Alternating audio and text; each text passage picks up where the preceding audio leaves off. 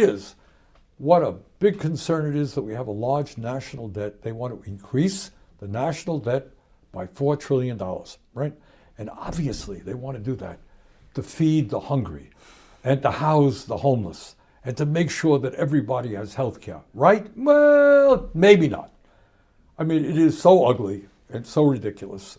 What they want to do is to increase the national debt. They want to cut Medicaid and other desperately needed programs for working people. To do what? To give massive tax breaks primarily to the wealthy and large corporations. That's what this whole thing is about. Just keep your eyes on the prize. That's what it's about. Well, you know, a lot of the branding, a lot of the messaging that Republicans have been putting forward is that they're cutting waste, fraud, and abuse. And so they immediately go after USAID, they immediately go after the Consumer Financial Protection Bureau. And so what does it say that while they're nickel and diming these programs, which by the way, as far as the CFPB is concerned, that's a program that costs $800 million a year, returned $21 billion to consumers who've been ripped off by predatory banks. You look at USAID, 0.5% of the budget delivers essential programs like clean water, food for refugees, HIV prevention, and helps us with soft power around the world. And so you have these massive benefits for a fraction of the cost, and that's to nickel and dime us out of those programs. But when you're looking to pass tax cuts that would cost us $4.5 trillion, apparently that's totally fine. I think as a nation, we've got to take a deep breath. I think you framed the question exactly right. Is there waste in every government program? Yeah, there is. Is there waste in every corporation? Yeah, there is.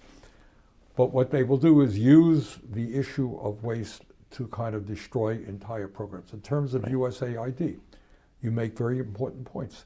This is a program which is keeping hungry children alive, treating people who have HIV and other preventable diseases. And in terms of quote unquote soft power, what it means is that all over the world, people are saying, thank you, Americans. Thank you for keeping us alive, for feeding our children, for giving us some housing. And that is a positive for us in terms of dealing with global issues all over the world, winning support from people. Going after the Consumer Financial CFP, I always get the initials wrong. Consumer Financial Protection Bureau, CFPB. All right, this is something that protects consumers from predatory banks. And going after that will just make it easier for banks and large corporations to rip us off. So to answer your question, this is exactly what is going on. When there are programs that help desperate people, we kill them.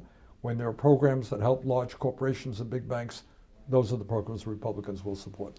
So then what's your message to Trump supporters who voted in this election because they believed, after listening to Trump, that it was a referendum on high prices, on the cost of goods, and yet instead of lifting a finger to do anything to mitigate the cost of high prices, they're instead focused on stripping programs to give them the pretense of cutting waste while at the same time delivering yet another handout to millionaires and billionaires?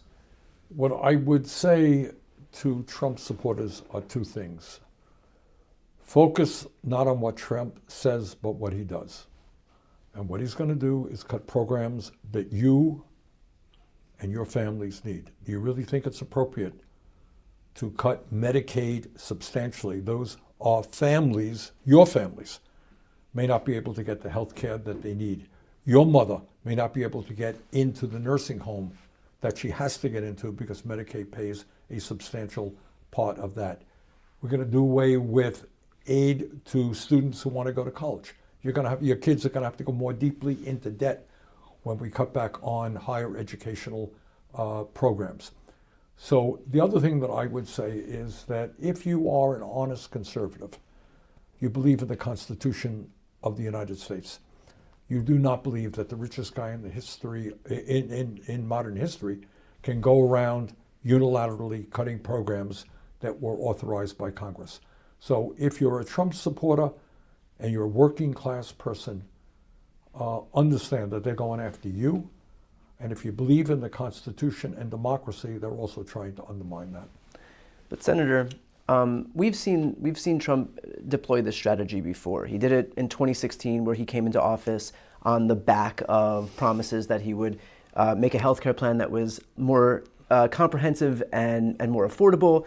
a jobs boom that never materialized, a manufacturing renaissance that never materialized, of an infrastructure plan that never materialized, and now he's doing the same thing here. And how do you square that gap, square that circle, basically, where you have him saying one thing, consistently failing to deliver, and yet the message doesn't seem to get through? It's just not just failure to deliver. He lies all the time, and this is a whole other problem. And Trump has, I'm not going to say the politicians throughout the ages haven't lied. People lie, but he has taken it to an entirely new level. And part of their strategy is just to lie and lie and lie. You go after USAID, you come up with some crazy, outrageous lies to justify what you're doing. Right, like they're sending $50 million worth of condoms to completely. Gaza. I mean, these guys, and Musk amplifies that on Twitter, etc. I think what we have got to do, which the Democratic Party is at the moment incapable of doing, is organizing at the grassroots level. And I'm going to be going around the country trying to do that, trying to get working people and young people, people of color, just the majority of the people to stand up and say, you know what? When 60% of our people are living paycheck to paycheck, when 85 million people have no health insurance, you do not need to give tax breaks to billionaires and cut programs that working families desperately need. Let's focus on the needs of workers. What do we need to do? We need to raise the minimum wage to a living wage. You think Trump and the Republicans are going to do that? Ain't going to do that. We need to make it easy for workers to join unions. You think Trump and the Republicans are going to do that? No, they've actually neutered the National Labor Relations Board, which will make it harder for workers to get their union victory certified. Do you think Trump is going to do anything real about lowering the cost of prescription drugs? I doubt it very much. So what we have got to do is focus on the needs of working people. What are they? Healthcare system is broken. Childcare system is broken. Housing crisis of enormous consequence. Climate change is threatening the entire planet. And we can create a whole lot of jobs moving to sustainable energy. Stay focused on what is important to working people. Expose the hypocrisy of Trump. I think that's kind of what we got to do. There are those who would say that Democrats did focus on those issues in the lead up to this past election cycle, that you had people talking about healthcare, reproductive rights, workers' rights, and that it wasn't enough to overcome the messaging that was coming out of the right. And so how do you contend with that? I don't quite agree. I don't think people were talking about healthcare very much at all. I mean, what they were saying is, we will defend the Affordable Care Act, right? Against cuts. Republicans will want to cut it. We will defend it. Fine. That's good. Do you think that's enough? The current healthcare system is broken. It is a disaster. We're spending twice as much per person on healthcare any other nation, 85 million uninsured, 60,000 people a year dying because they don't get to a doctor. Yeah. We pay the highest prices in the world for prescription drugs. It's not enough to defend the Affordable Care Act. We need to do what every other nation on earth does. Guarantee healthcare to all people as a human right. That's why I strongly support Medicare for all. But what the Democrats have got to do is come up with a strong progressive agenda. Not only do we have 800,000 people who are homeless, you know what else we got? Millions of people spending 40, 50, 60% of their limited incomes on housing. What about a massive housing program, putting people to work, good union jobs, lowering the cost of housing? You got to think big, not small. To Trump's credit, I mean, he lies all the time, etc. He thinks big. Yeah. Democrats think incrementally. Maybe in 18 years, we will have accomplished this. Not good enough. To that exact point, in 2016, you mobilized a massive movement around the country among grassroots Democrats.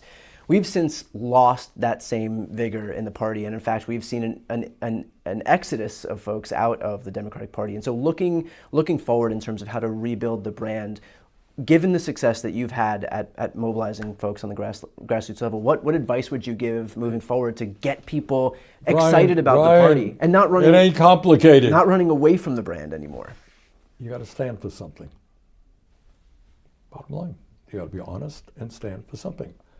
Are you prepared to take on the billionaire class who have unprecedented levels of wealth and power right now and fight for the working class of the country? Democrats, by and large, with some exceptions, are not prepared to do that. And we need people, working class people, young people, to come in and say, you know what? This is the richest country in the history of the world. You got to back up for a minute. Take a deep breath. We talk about throwing more people off of health insurance when we're the only major country not to guarantee health care to all people. Really? Are we a poor country? Are we Haiti? I don't think so. We're the richest